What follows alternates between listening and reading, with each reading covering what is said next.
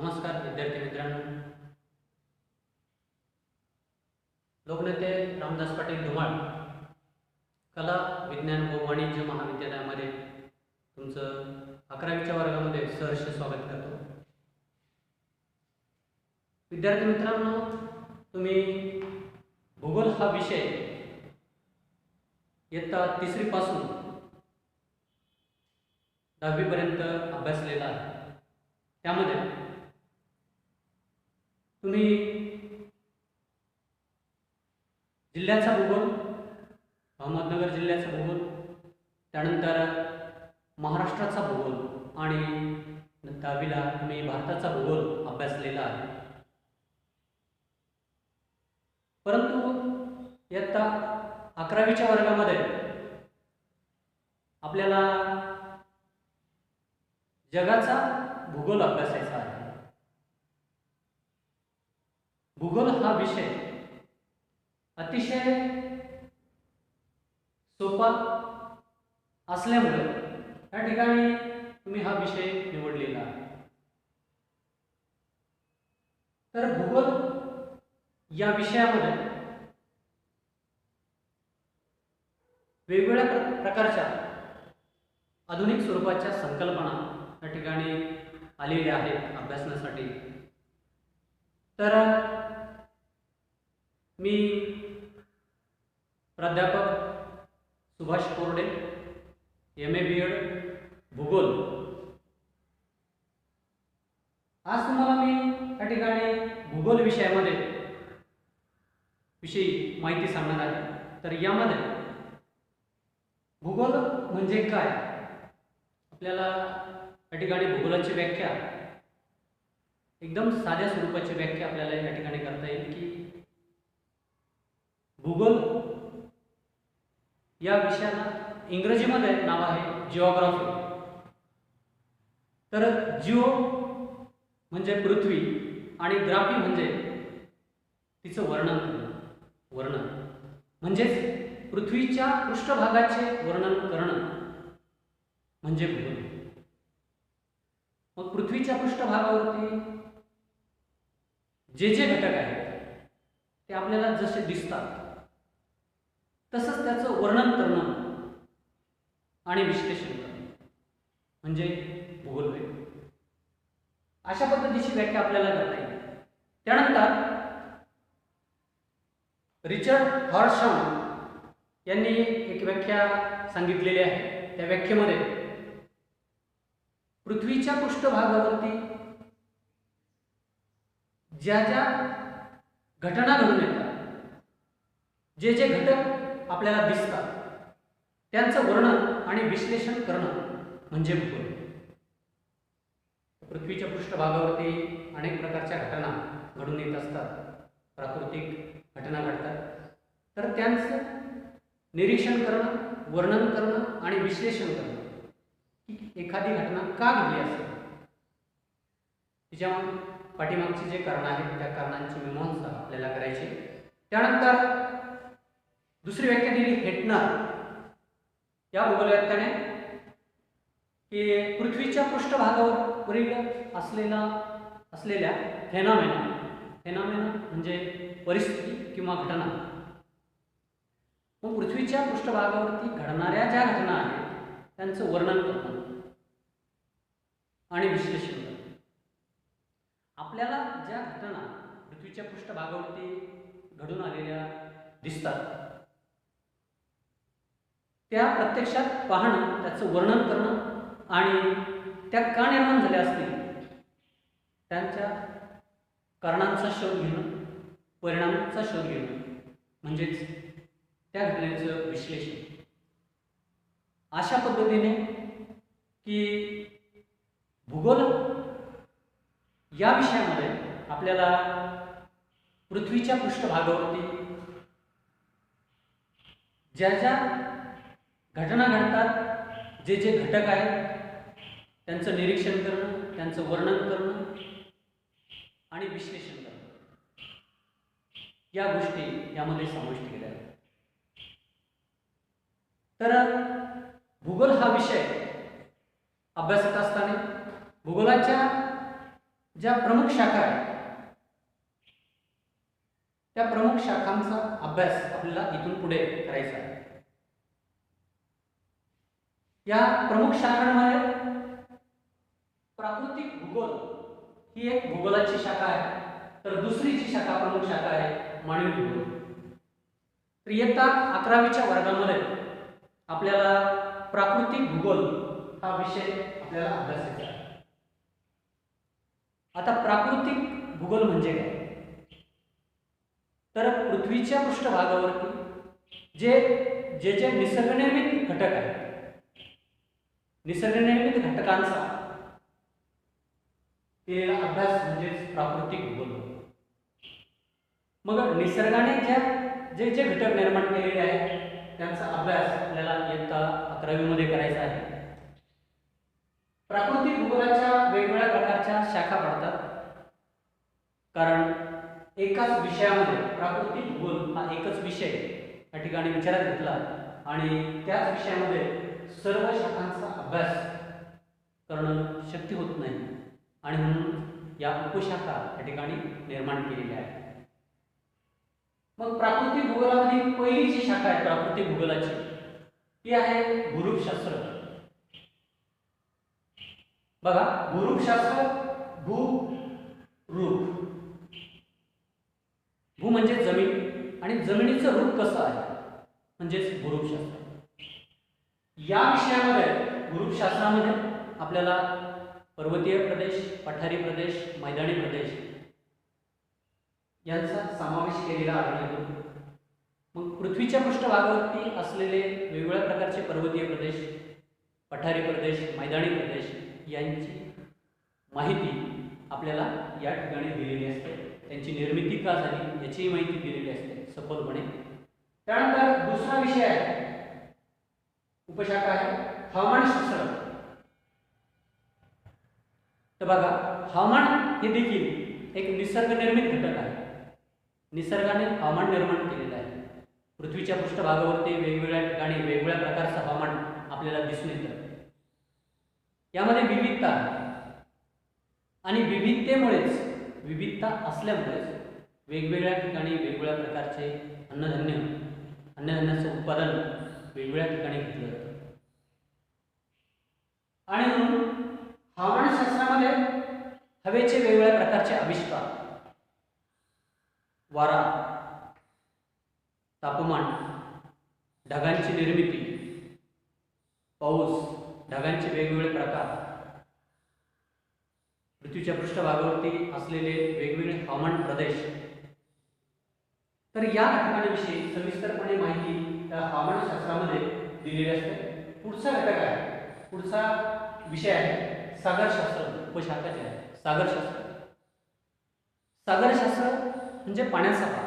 पाण्याचा भाग देखील हा निसर्गनिर्मित आहे. आपण पाण्याचे विभाजन करत असताना, वितरण सांगत असताना महासागर, त्यानंतर उपसागर, समुद्र, खाड्या, तळे अशा पद्धतीने त्याचं वितरण करतात. सागरशास्त्रामध्ये पृथ्वीच्या पृष्ठभागावरती असलेले वेगवेगळ्या प्रकारचे महासागर, महासागराची तळरचना, यामध्ये असलेले वेगवेगळ्या प्रकारचे उठाव, बेटे, पठारी प्रदेश, पर्वतीय प्रदेश, हे सर्व या ठिकाणी सागर तळावरती असलेले भूरूपे जे आहेत त्याचा अभ्यास आपल्याला या शाखेमध्ये करावा लागतो. त्याचप्रमाणे सागराची शारदा, सागरी लाटा, सागरी प्रवाह हे सर्व घटक या ठिकाणी सागरशास्त्रामध्ये अभ्यासले जातात. त्यानंतर चौथी जी शाखा आहे प्राकृतिक भूगोलाची, भूगर्भशास्त्र. भूगर्भशास्त्र म्हणजे पृथ्वीच्या अंतर्गत भागामध्ये असलेली पृथ्वीची अंतर्गत रचना, वेगवेगळ्या प्रकारचे स्तर, तापमान आणि अंतर्गत भागामध्ये घडून येणाऱ्या वेगवेगळ्या प्रकारच्या घटना, उदाहरणार्थ भूकंप, ज्वालामुखी, या घटना का घडून येतात त्याची कारण आणि झाल्यानंतर त्याचे कोणते परिणाम घडून येतात त्या परिणामांची या ठिकाणी माहिती आपल्याला भूगर्भशास्त्रामध्ये दिलेली असते. पुढचा घटक आहे, पुढचा विषय आहे मृदाशास्त्र. तर या मृदाशास्त्रामध्ये मृदेचे वेगवेगळे प्रकार, मृदेची असलेली उत्पादकता, त्यामध्ये असलेले मृदेमध्ये असलेले वेगवेगळ्या प्रकारचे घटक, की या घटकांचा शेतीसाठी कशा प्रकारे उपयोग घडून येतो, उत्पादन कोणत्या मृदेमध्ये चांगल्या प्रकारे घेता येईल, मृदेची निर्मिती कशा पद्धतीने घडून येत असते. तर याची माहिती मृदाशास्त्रामध्ये दिलेली असते. पर्यावरण, तर ही जी शाखा आहे, पर्यावरण ही शाखा ही आधुनिक काळामध्ये निर्माण झालेली शाखा आहे. कारण आज मोठ्या प्रमाणात पर्यावरण हे दूषित होत चाललेलं आहे, लोकसंख्या मोठ्या प्रमाणात वाढलेली आहे आणि यामुळे या ठिकाणी पर्यावरण शास्त्र ही जी भूगोलाची प्राकृतिक भूगोलाची शाखा आहे, तर तिचा समावेश या ठिकाणी केलेला आहे. तर प्राकृतिक भूगोल यामध्ये पर्यावरण ही जी शाखा निर्माण झाली, इन्व्हायरमेंटल जिओग्राफी, पर्यावरणीय भूगोल याला म्हटलं जातं. तर या ठिकाणी प्रत्येक प्रदेशातील हवामान वेगळं आहे. हवामान वेगळं असल्यामुळे पृथ्वीच्या पृष्ठभागावरती वेगवेगळ्या हवामानाच्या प्रदेशामध्ये वेगवेगळी पिकं घेतली जातात. वेगवेगळ्या हवामानाच्या प्रदेशामध्ये प्राण्यांची, पक्ष्यांची विविधता आपल्याला दिसून येते. किंबहुना मानवी जीवनावरती देखील पर्यावरणाचा प्रभाव पडलेला आपल्याला दिसून येतो. आणि म्हणून पर्यावरण मोठ्या प्रमाणात दूषित झाल्यामुळे पर्यावरण वाचवण्यासाठी, पर्यावरणाचं संरक्षण करण्यासाठी या ठिकाणी या शाखेचा समावेश प्राकृतिक भूगोलामध्ये केलेला आहे. त्यानंतर पुढची जी शाखा आहे जैविक भूगोल. तर जैविक भूगोल ही देखील हा जो घटक आहे हा देखील निसर्गनिर्मित आहे, निसर्गाने निर्माण केलेला आहे आणि म्हणून त्याला प्राकृतिक भूगोलामध्ये या शाखेचा समावेश केलेला आहे. जैविक भूगोलामध्ये वनस्पती, प्राणी आणि मानव या 3 घटकांचा सखोलपणे अभ्यास केला जातो. यावरती हवामानाचा पुन्हा प्रभाव पडलेला आपल्याला दिसून येतो. वनस्पतींच्या वाढीसाठी आवश्यक असलेले घटक, वेगवेगळ्या प्रकारचं हवामान, त्यानंतर मानवी जीवन आणि वनस्पती जीवन यांच्याविषयी सविस्तरपणे माहिती या ठिकाणी जैविक भूगोलामध्ये दिलेली असते. त्यानंतर भूगोलाची दुसरी जी प्रमुख शाखा आहे मानवी भूगोल. तर बघा, भूगोल हा विषय प्राकृतिक भूगोल आणि मानवी भूगोल या 2 शाखांचा अभ्यास केल्याशिवाय पूर्ण होत नाही. आणि म्हणून मानवी भूगोलाची जी शाखा आहे, ज्या शाखा आहेत त्यामध्ये पहिली शाखा आहे लोकसंख्या भूगोल. लोकसंख्या भूगोल, मग या लोकसंख्या भूगोलामध्ये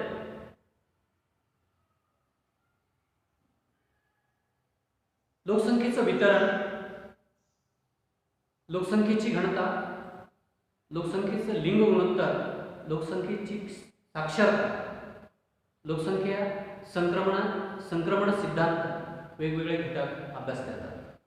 लोकसंख्या ही एक संपदा आहे, साधन संपत्ती आहे आणि म्हणून मानवी भूगोलामध्ये लोकसंख्या ही जी शाखा आहे भूगोलाची, तिचा अभ्यास या ठिकाणी मानवी भूगोलामध्ये केला जातो. आर्थिक भूगोलामध्ये की त्या देशामध्ये असलेली साधन संपत्ती, तिचं वितरण, उद्योगधंदे, वेगवेगळ्या प्रकारचे मानवी व्यवसाय यांचा समावेश या ठिकाणी केला जातो आणि देशाची आर्थिक स्थिती याविषयी आर्थिक भूगोलामध्ये अभ्यास केला जातो. त्यानंतर तिसरी शाखा आहे राजकीय भूगोल. तर मानवी भूगोलाची ही जी शाखा आहे, तिसरी शाखा राजकीय भूगोल, यामध्ये एखाद्या देशाचा राजकीय भूगोल अभ्यासत असताना राज्याचं क्षेत्र विचारात घेतलं, वेगवेगळ्या प्रकारच्या राजधान्या आणि शासन व्यवस्था. त्यानंतर आजूबाजूचे देश विचारात घेतले जातात. आजूबाजूच्या देशांबरोबर असलेले आपल्या देशाचे संबंध विचारात घेतले जातात. आणि एकंदरीत राजकीय भूगोलामध्ये की एखाद्या देशावरती प्रभुत्व गाजवण्यासाठी या ठिकाणी राजकीय भूगोल अभ्यासला जातो की कशा पद्धतीने एखादा देश महासत्ता होण्यासाठी दुसऱ्या देशांना, छोट्या देशांवरती कशा पद्धतीने निर्बंध लादले जातात, त्यानंतर त्यांची जमीन बळकवण्यासाठी कशा पद्धतीने या ठिकाणी युद्ध खेळले जातात, शह देण्यासाठी वेगवेगळ्या प्रकारचे साधन संपत्ती मिळवण्यासाठी कशा पद्धतीने राजकारण केलं जातं, या सर्व गोष्टींचा उहापोह या ठिकाणी राजकीय भूगोलामध्ये केला जातो. उदाहरण जर पाहिलं आपण की समजा भारत आणि पाकिस्तान, भारताचा बराचसा भाग या ठिकाणी पाकिस्तानच्या ताब्यामध्ये आहे आणि त्या भागामध्ये मोठ्या प्रमाणात साधन संपत्ती आहे. उदाहरणार्थ जम्मू काश्मीरचा भाग जो आहे, पाकव्याप्त काश्मीर आपण त्याला म्हणतो, की हा भाग जो आहे अतिशय सधन भाग आहे. सिंधू नदीचा उगम, मोठ्या प्रमाणात सिंधू नदीचं पाणी या ठिकाणी पाकिस्तानमध्ये जातं आणि सिंधू नदीने अतिशय सुपीक असा मैदानी प्रदेश पाकिस्तानमध्ये निर्माण केलेला आहे. आणि या नदीच्या पाण्यावरतीच पाकिस्तानचा विकास अवलंबून आहे. शेती असेल, उद्योगधंदे असतील, यावरती अवलंबून आहे. आणि त्यामुळे भविष्यामध्ये जर सिंधू नदीचं पाणी भारताने वळवलं तर निश्चितच या ठिकाणी पाकिस्तानचं वाळवंट झाल्याशिवाय राहणार नाही. आणि म्हणून तो प्रदेश मिळवण्यासाठी काश्मीर या ठिकाणी भारताबरोबर अतिरिक्त कारवाया करतात. काही देशांमध्ये मोठ्या प्रमाणात लोकसंख्या वाढलेली आहे आणि लोकसंख्या वाढल्यामुळे भूमीचा भाग कमी पडल्यामुळे दुसऱ्या देशाची भूमी आपल्याला कशा पद्धतीने बळकवता येईल आणि त्यासाठी चाललेलं राजकारण. उदाहरणार्थ चीन भारताचा भाग मिळवण्यासाठी ठिकाणी कायम युद्धाच्या धमक्या देत असतो आणि म्हणून अशा पद्धतीचं जागतिक स्तरावर असलेलं जे राजकारण आहे ते राजकीय भूगोलामध्ये अभ्यास करतात. त्यानंतर पुढची जी शाखा आहे मानवी भूगोलाची, सामाजिक व सांस्कृतिक भूगोल, की एखाद्या देशामधील असलेली लोकसंख्या आणि पूर्वीच्या काळची असलेली सांस्कृतिक ठिकाणं विचारात घेतल्यानंतर सामाजिक जो भूगोल आहे, या ठिकाणी मानव हा समाजप्रिय प्राणी आहे. तो समाजामध्ये राहणं पसंत करतो आणि म्हणून मानवी शहर निर्माण झाली. शहर निर्माण झाल्यामुळे या ठिकाणी समाज निर्माण झाला आणि समाजामध्ये अनेक जातीचे धर्माचे लोक आपल्याला दिसून येतात. वेगवेगळ्या प्रकारच्या रूढी आणि परंपरा आपल्याला या ठिकाणी समाजामध्ये दिसून येतात. वेगवेगळ्या प्रकारचे सण आणि उत्सव आपल्याला या ठिकाणी समाजामध्ये दिसून येतात. या सर्वांची माहिती जी आहे ही आपल्याला सामाजिक आणि सांस्कृतिक भूगोलामध्ये पाहायला मिळते. मानवी भूगोलाची जी शेवटची शाखा आहे लष्करी भूगोल. तर लष्करी भूगोल की जेणेकरून एखाद्या देशामध्ये जे सैन्य असतं आणि मग या सैन्याला कोणत्या ठिकाणी कशा पद्धतीची भूरचना आहे याविषयी माहिती या ठिकाणी मिळवण्यासाठी कोणत्या ठिकाणी नदी आहे, कोणत्या ठिकाणी पर्वतीय प्रदेश आहे, कोणत्या ठिकाणी खोल स्वरूपाच्या दऱ्या निर्माण झालेल्या आहेत, याचाही अभ्यास या ठिकाणी लष्करी भूगोलामध्ये केला. किंवा देशाची लोकसंख्या किती प्रमाणात आहे, आजूबाजूच्या देशांशी आपले कशा पद्धतीचे संबंध आहेत आणि हे संबंध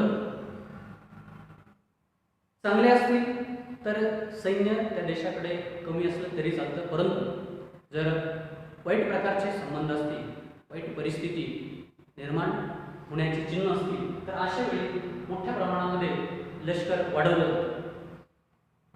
ही सर्व माहिती आपल्याला लष्करी भूगोलामध्ये मिळेल आणि म्हणून अशा पद्धतीने भूगोल हा विषय अभ्यासत असताना आपल्याला मानवी भूगोल आणि प्राकृतिक भूगोल या दोन शाखा अभ्यासण्यासाठी आहे. तर इयत्ता 11वीच्या वर्गामध्ये आपल्याला फक्त एकच शाखा अभ्यासण्यासाठी आहे आणि ती आहे प्राकृतिक भूगोल.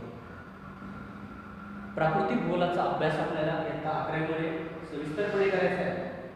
तर दुसरी जी शाखा आहे मानवी भूगोल या शाखेचा अभ्यास आपल्याला 12वीमध्ये करायचा आहे आणि म्हणून आपल्याला या शाखेविषयी आपण सविस्तर माहिती पुढच्या तासाला आपण पाहणार आहोत.